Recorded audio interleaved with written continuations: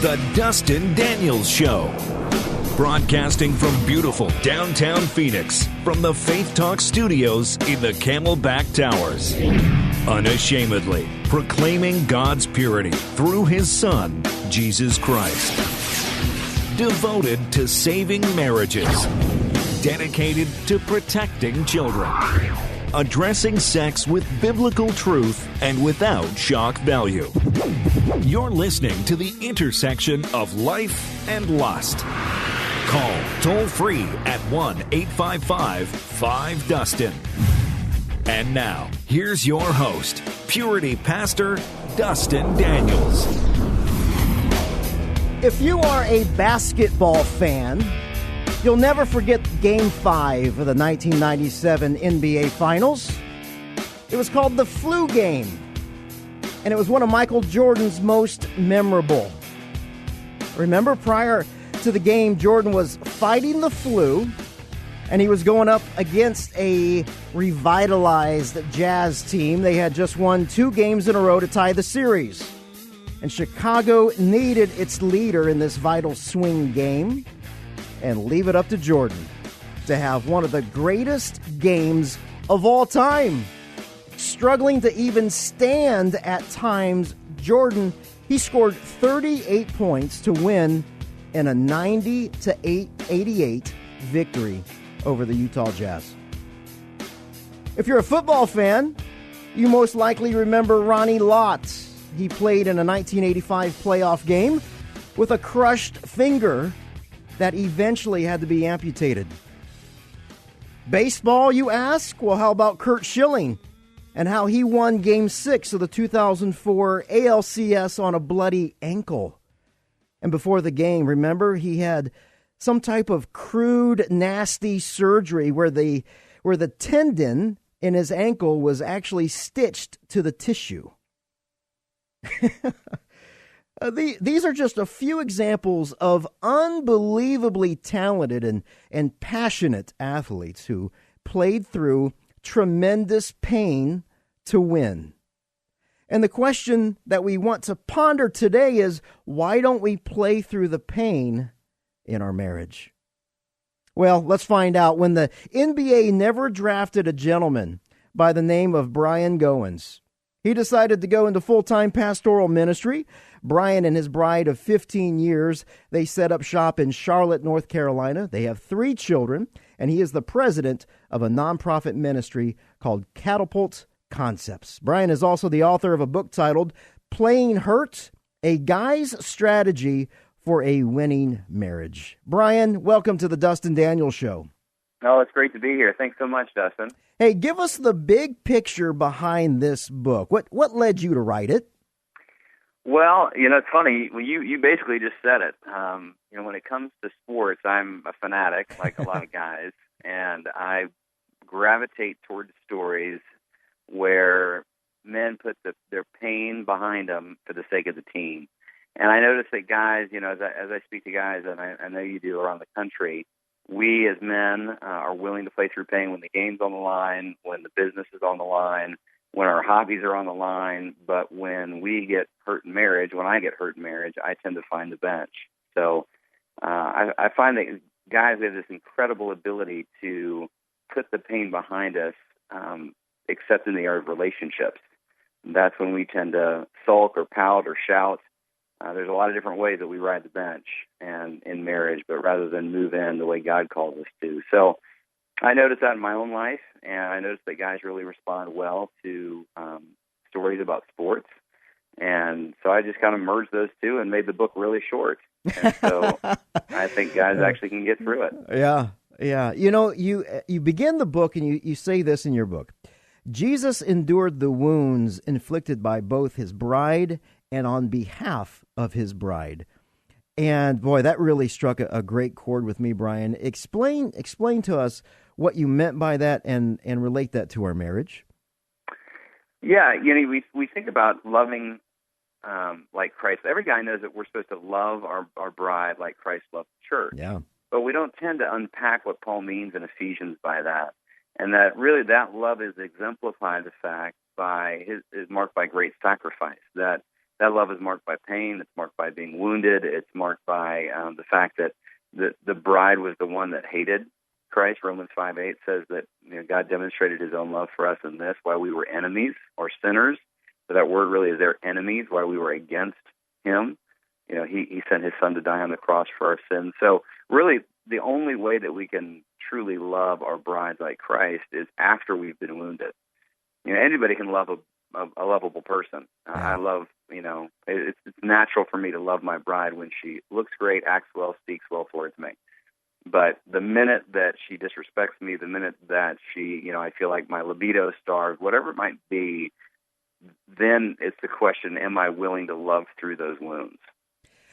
Talk about how this book can actually help single folks. I know we're talking about marriage today, but man, it just occurred to me what a powerful book this is for those who are single, getting ready, maybe not dating, maybe in the process of the engagement.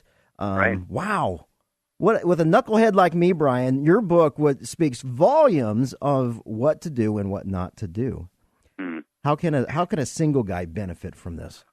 Well, and I think more than anything, it's setting the expectations. I think marriage is filled with unmet and often unspoken expectations, and we can't help but bring a boatload of them into marriage. And so to be able to set and frame what love really looks like, I think our culture, especially singles, and this is the way I was when I was getting married. I had no idea really what love meant. I was in love with the idea of love, but to truly understand that love is really far more about those moments of sacrifice, or far more about the chance that to forgive someone, I've got to be wounded. And so to go into marriage, to go into a relationship with the idea of a real definition of love, one that matches the Bible rather than our culture, I think would be a big benefit. And maybe more than anything, just to maybe open up the eyes, and it's kind of like a scouting report for marriage. So it's like, the team that you're going to want to go play, you want to try to read up on them or watch tape of them before you actually play the team. And maybe this book could be that. It could be kind of game film for what marriage will look like for somebody that's either going to get married or wants to get married. Men love titles, Brian, and what does the title husband actually mean? Yeah, that's a great question. It really comes from, it's really a term that was used in with horses, believe it or not, and the idea of serving, being a good husband to, if you were in husbandry, you were taking care of horses, and so not that you're calling your wife that, but it really is this idea of being a servant to something and to take care, to make sure that it is in terms of horses, the horse is used well, that it's cared for, that it's not just something that's abused. But more than anything in the Bible, we see husband in Ephesians 5 that when guys are given a title, if they don't get a job description, bring a lot of baggage to that. Right? Yeah, absolutely. So I try to walk through Ephesians 5 and talk a lot about the fact that title has a job description, and we just need to apply what God is telling us to do in each one of those situations. So. Yeah, and you do a really good job of talking about this word called headship and how it has far more to do with the responsibility and the accountability than it does with any type of position and authority, because the position and authority, that's kind of a cultural thing, isn't it? That we try to bring into our marriage from, I don't know, from a corporate or maybe even from a ministry position or title. Right. Yeah, I remember when I was rowing back in high school, because the football coach didn't call on me. I was way too skinny, and I was tall, and so the rowing coach, he got a hold of me, and I remember the first day that he told me that I was going to be, in this long, skinny boat with 8 other guys, and he gave me a position, and it was called stroke. I had no idea what stroke meant. Did not know that meant that my job was to set the pace of the boat, that it was to, keep the right speed. It was to listen to the coxswain, which is a really uncomfortable word for a guy that steers the boat and barks out commands, and I sit close to him. And it didn't mean I was any better than anybody else in the boat. In fact, when we won medals, it wasn't like you gave the stroke an extra medal. Right. We were equal especially in rowing, you see it true. Everybody displaces the same amount of water. And the same thing is true in marriage. God looks at husband and wife and says, you both are displaying the same amount of water, but somebody's got to set the pace. And it doesn't mean that we're any better. It doesn't mean we have a lot of great experience. I had no experience coming into being a husband. And I didn't realize that what it meant was far more about setting the pace spiritually, setting the pace emotionally, setting the pace, with conversations, relationally. And I tended to let Jen do that. My wife's name is Jen, and I tended to let her set the pace. And really, husband was when the big decisions came. That's when I stepped in. And I think a lot of guys think that as long as I provide and protect my wife, that's really what it means to be a good husband. But really, it's setting the pace and sitting close to God to hear what are his instructions for this family regarding debt, regarding spiritual discussions, regarding conversations, and to be the one to lead out first in those areas. I love that. Tell us more about this rowing, because I'm assuming I've seen it on television, but I would think that if someone is trying too hard or if someone is trying just not hard enough, that is going to basically hinder the entire performance of the team. Yeah, it skews the boat. I mean, it's the guy that's in the front or really the back, because you're rowing backwards. He's steering the boat. He's the coxswain, and if a guy ends up either pulling more weight or not pulling enough weight, the boat gets all skewed. It gets all askance, and so you have to pull the same amount of weight at the same speed. And when that happens, you feel this great momentum. You feel like you're just gliding. But when you're constantly fighting against each other, when there's a sense of, man, I feel like I need to have more priority, I need to have more dominance, then you're always fighting the water. You're fighting the inevitable drift of the water. And I think the same thing is true in marriage. Why God gives us roles, He gives us distinct roles, He gives us distinct responsibilities, because He wants us to pull in. He knows we work the same amount of time, the same amount of energy, but if you don't kind of operate in your role, then what happens is that you're constantly fighting against the water, against each other. And so, that's why I like Ephesians 5, is that it's this short playbook for husbands and wives on how to do that, how to live that out. And I would imagine as a team that if everybody's fighting against one another or fighting against the water, then you're not going in a straight line and you're going to be off course. Yeah. Man, that's a great analogy. I love that. Speaking of Ephesians 5, the mystery of marriage is absolutely profound. I can't, Brian, I can't even wrap my head around the beauty, the purity, and the holiness of what marriage is. Are we missing this mysteriousness of marriage in our culture right now, you think, or no? I think so. I mean, think about it. It's like we celebrate weddings. We love to talk about weddings. We love to talk about, there's HGTV shows. Not that I watch any. I'm sure you don't either. Bravo, Say Yes to the Dress. I've heard about these shows. Yeah. We have Bride Magazine. We love weddings. But how is marriage treated? How is it treated on TV? How is it treated? I mean, it's like once you get a wife, it seems like you lose your life. Right. Is what our culture is saying to guys, especially, that it's pretty ordinary. That, it's great to get married and to say I do, but after that, it's all downhill from there. That there's not really a sense of glory. And that's one of the big purposes behind the book, was just restoring glory to this thing that feels very ordinary. God has huge intentions and expectations, and in many ways, guys, when I found that guys don't do a lot when it's just out of obligation. When it's like I'm supposed to love my wife, and that's what we hear every Sunday in the pulpit. It's like, hey, love your wives, love your wives, love your wives, and guys just get duty without glory always leads to drudgery, and drudgery always leads to death.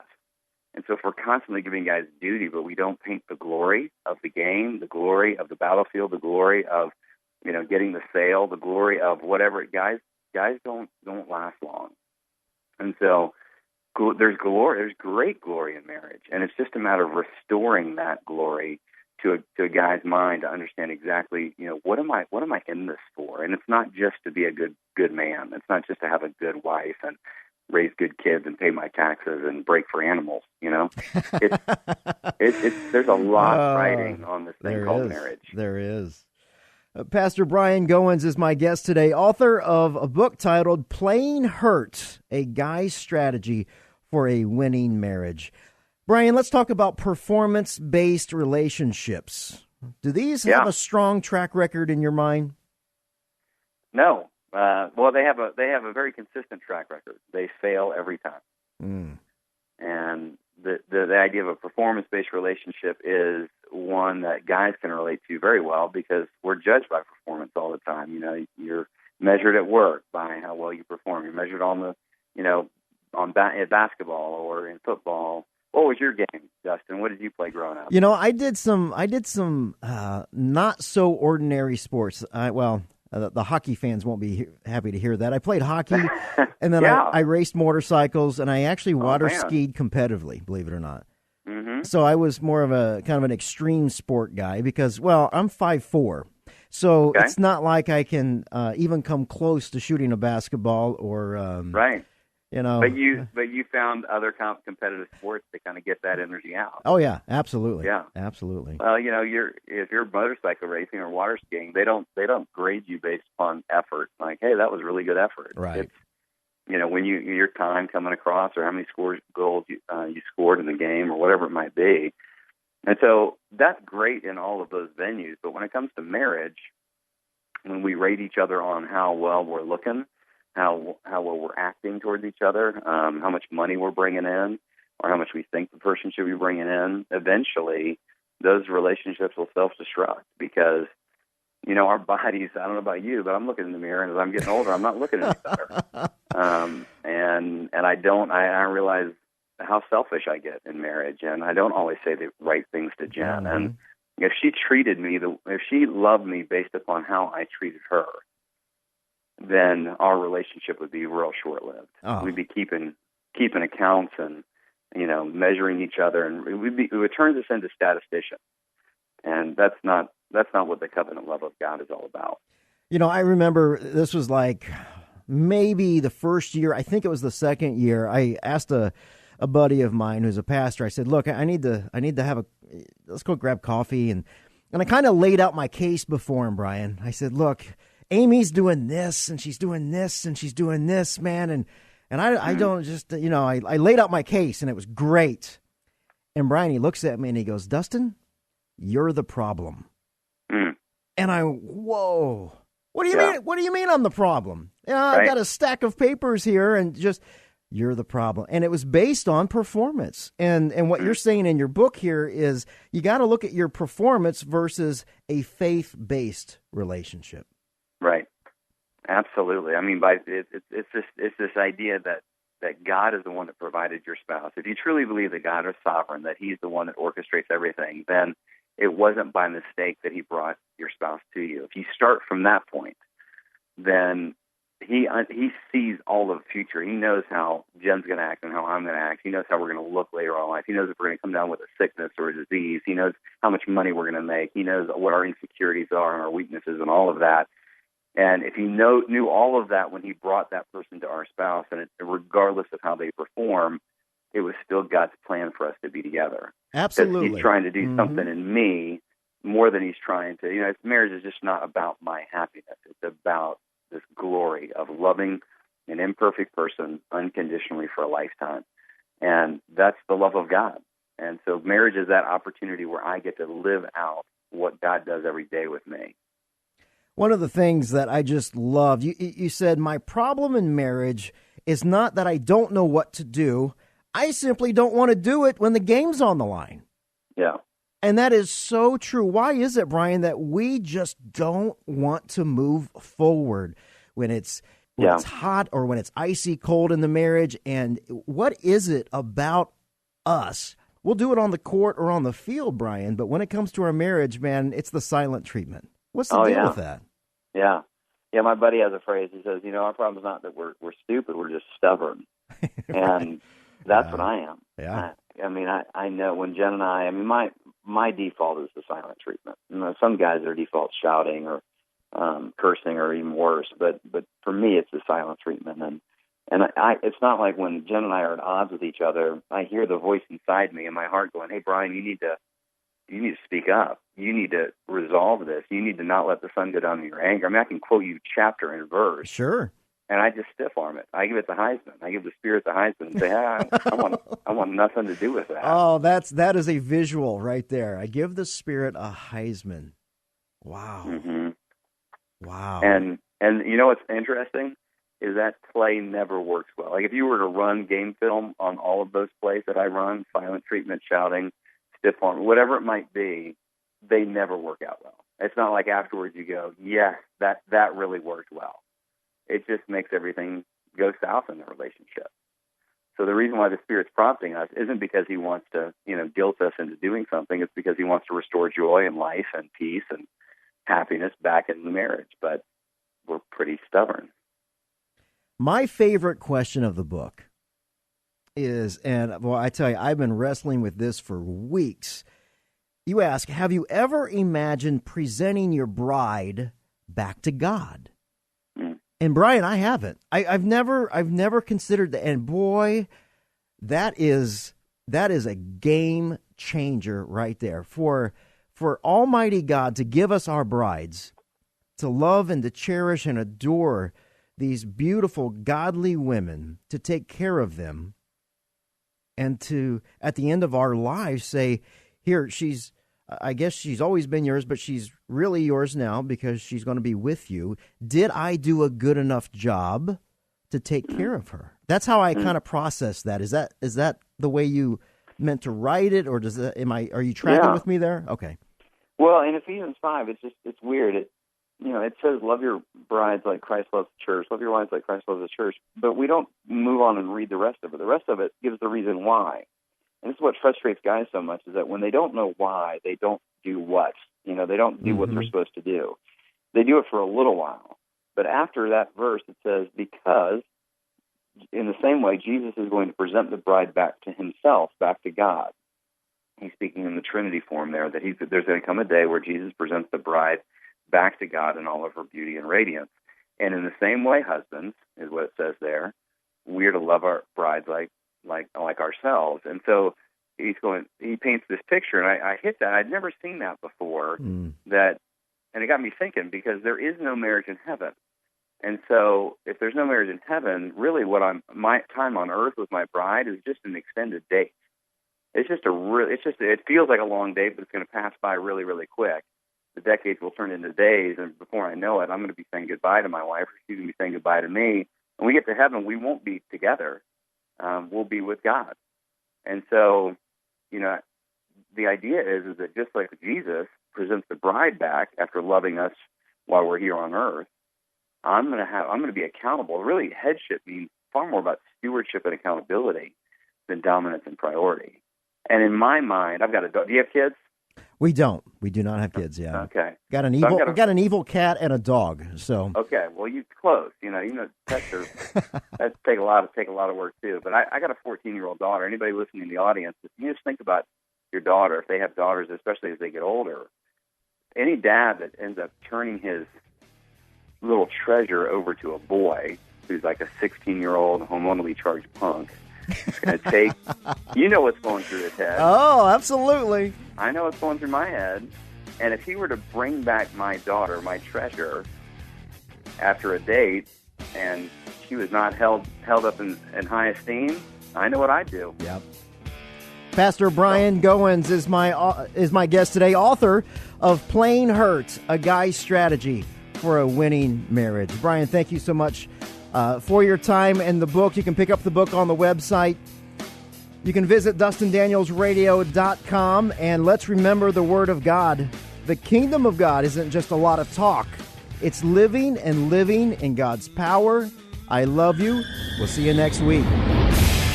The Dustin Daniels Radio Show is designed to provide accurate and authoritative information with regard to the subject matter covered. This information is given with the understanding that neither the host nor the station is engaged in rendering counseling advice for your personal situation.